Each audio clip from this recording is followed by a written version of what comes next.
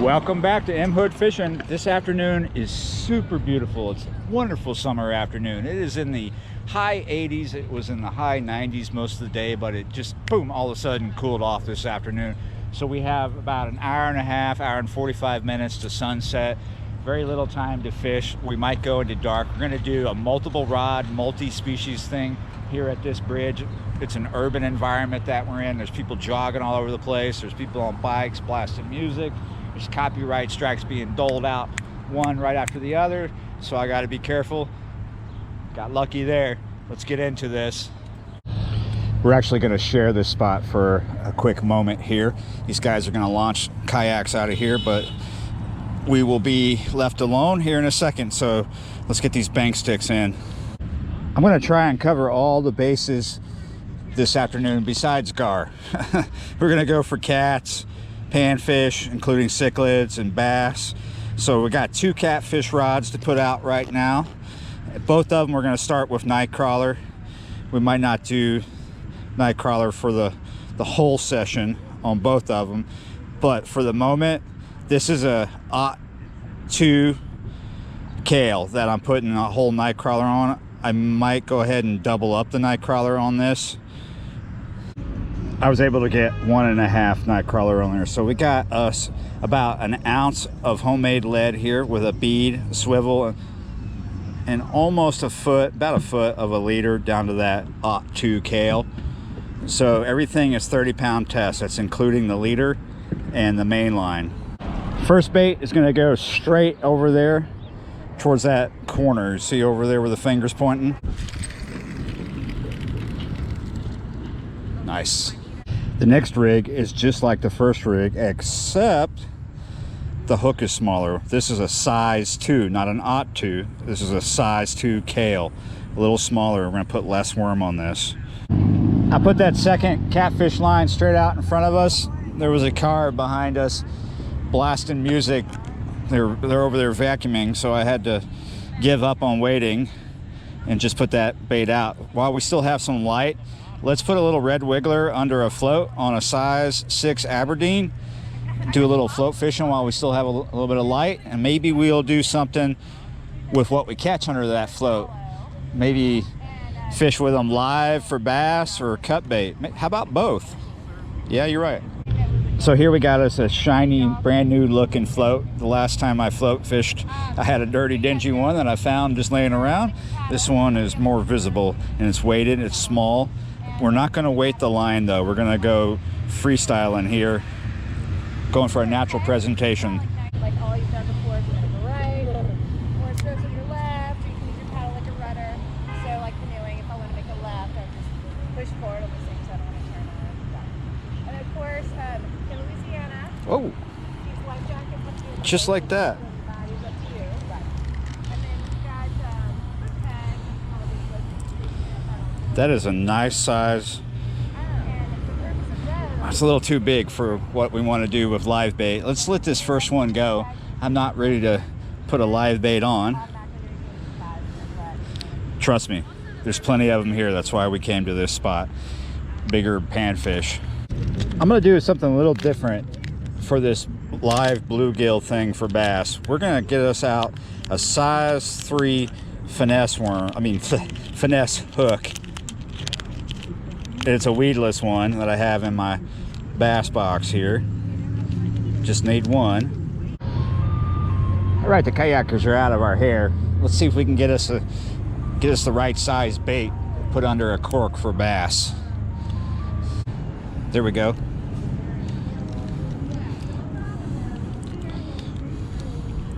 What do you think? Think that's kind of big?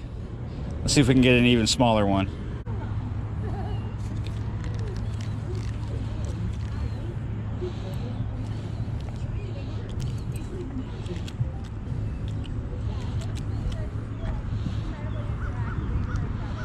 Too big.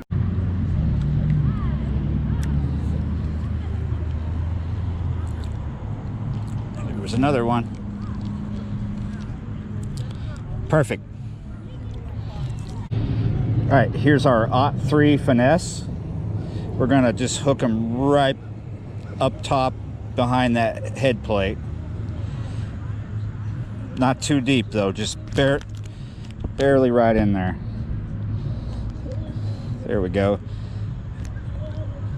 Now we want to see if we can get this to stay closed. I'm not too impressed with these particular ones. Even this is a Gamakatsu hook. I think it's a really good hook, but the weedless thing on it, it doesn't work half the time. I'm gonna start out fishing this live bluegill about 2.5 feet underneath that cork, and we're gonna place him right along here. This area where I'm catching these, you also will see bass come up and ambush these bluegill and the other panfish that are hanging out here. So we want to just put that right there. There's a bit of a drop off right there. I've already noticed some bass hitting gills along here. I also want to throw artificials while I'm watching all these lines I have out. Let's go with that.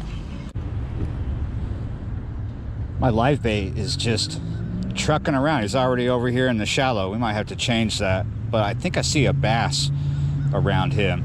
So we're gonna throw this Cinco weightless. It's my favorite way to throw a Cinco. Nope, we're not gonna throw that. We are gonna catch this fish. Oh, please be a fish.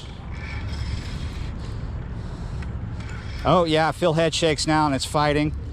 For a second I thought maybe this was a turtle. Could be fooled still. This could be a turtle. I mean, this is definitely a turtle spot, but no. Yeah, it's not a turtle. Look at that. Oh, this is on that baby hook too.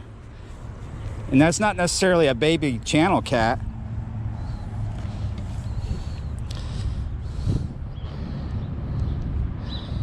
Nice.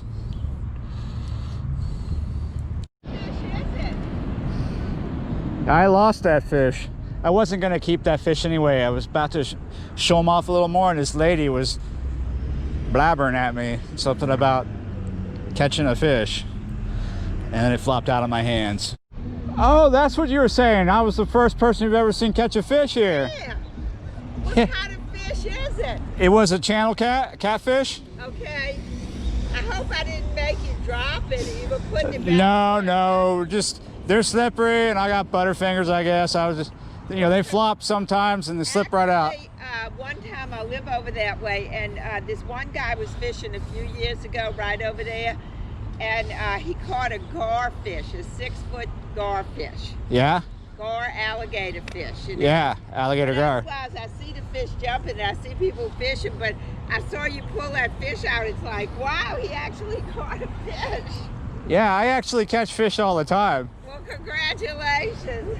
I try. People sitting all the time fishing, and I never see them catch a fish. Yeah, you're right. It's pretty good to keep you so you can have a lot of fish and poles. Yeah. Okay. I haven't even counted how many poles I brought out today. Right, well, congratulations. Got 6. Yeah, when I was putting this session together, I was just throwing stuff together. It's like, okay, let's take that. At the last minute, let's throw some more poles in the trailer. As it stands, the bass fishing's not working out real good. I'm not surprised. If I wasn't stuck here with these catfish lines and the live bait line, I would be able to cover more water and I'd probably find bass. Just not super active in this area. Every now and then you see a blow up. So let's do a little more panfish fishing. Just like that. It's a lot hanging off right here. Oh, that one's pretty. Check the colors out on that one. You got my lens wet too. Bite, bite, bite, bite, bite, bite, bite, bite, bite, bite, and hook up. Yes. Oh, you bit a little too much, kind of in there. This might be our first cut bait candidate. Totally a cut bait candidate. So worms are off, little piece of cut bait is on. This is that 02 Kale, and that's how we're rocking out. Way over there is where that live bait float is. Now that I'm fishing with cut bait, I'm more likely to get bites from turtles, alligator gar. There are blue cats in here. That's cut bait's a good way to get a nice blue cat. Night crawlers will get you turtles, but they're also just going to pick up channel cats here. There's a lot of channel cat. I'm happy that we got a nice sized channel cat. Live bait will get alligator gar here, but it's not going to happen as fast as you would think. There is a good chance that we're going to have a break off from an alligator gar, especially when that live bait starts to die. Something's up with my live bait. The float has gone under a little bit.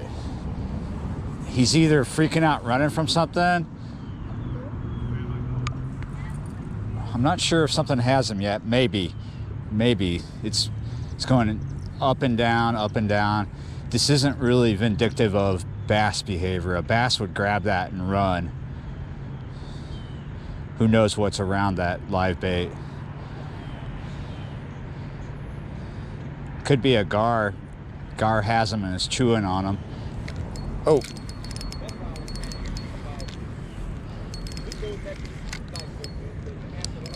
Yeah, it was probably a gar. Look at that. Look at that. That's a gar for sure. Let's get a fresh bait. Hopefully it's something small.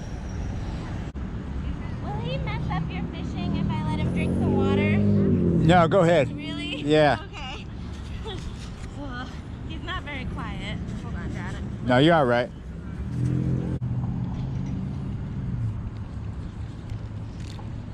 Nice, nice.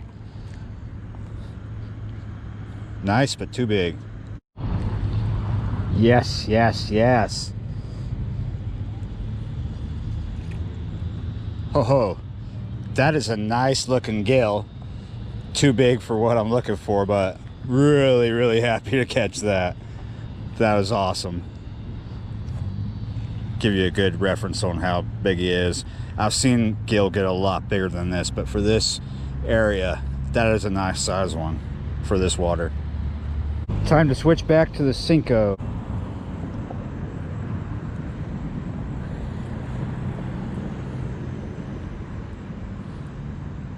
Oh, oh, look at that. Nice. Nice, nice, nice, nice. Yes, yes. Oh, head shakes.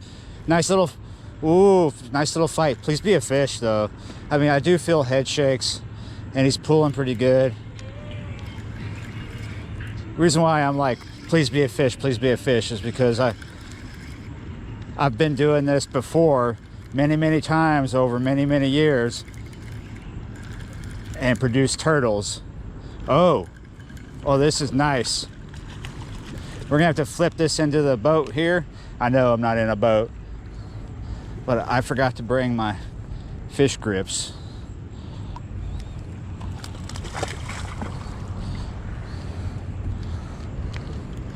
Let's come over here. Nice and easy. He's hooked pretty good. Oh, that's a nicer cat than the first one. Let's get him over here to the stuff. Can I take a photo? Sure, if you hold it. I'm trying to get this lady to hold my fish, and she's pulling the weak sauce out. Trying to get me to hold their fish. What's up with that? This is a channel cat. Hey, you dude. He's maybe about, Just talking. yeah, maybe about 3 pounds. Touch him. There you go. Hey, I'm sorry, dude. Why? Sorry, He's dude. going back in the water. Oh, he is? Okay. Yeah. Oh, you're not eating? No, I'm not keeping fish tonight. I got too much in the freezer. And Ow. Watch it. where do you watch my channel? Yeah. On YouTube. Yep. Yeah, you're right. All right, here we go. All right, brother, good seeing you. Yeah, you're right. Yeah, you're right. What's your name? How did we find you on YouTube? M Hood Fishing, just like the man said. We just had another fan stop by in the truck there. M Hood. Okay. M Hood Fishing. My name is Mark, so it's my first initial. Okay. Last name is Hood. We'll remember that. Easy peasy. When we get home, yeah. Yeah, you're right. Yeah, you're right. Thank you Cool. for showing us your fish. Enjoy. I'm glad you're letting him go and he didn't hurt himself. Yeah, you're right. Yeah, you're right. All right, Mr. Whiskers, you ready to go back? Yeah, he's maybe about 3 pounds. Maybe. After a while, he's going to be more than 3 pounds. Multi-methods for multi-species. If you like these kinds of videos, you're in luck, because I plan on doing a lot more. It's really fun. you're always going to catch fish if you do a bunch of different things at once. It's fun for me. And we got catfish in the video. That's fun. You know, I know you guys love catfish videos. So we got one, and we got some other species in the video. So this was a nice break from a heat wave that has lasted for a few days. I think it's going to come back, but tomorrow's supposed to be back in the 80s too. Maybe I can get out in the afternoon, but we're supposed to have rain tomorrow. So it is getting late. It is just after 9 o'clock. Time to go home. Like, share, comment, subscribe to the channel if you haven't already, and I will see you next time.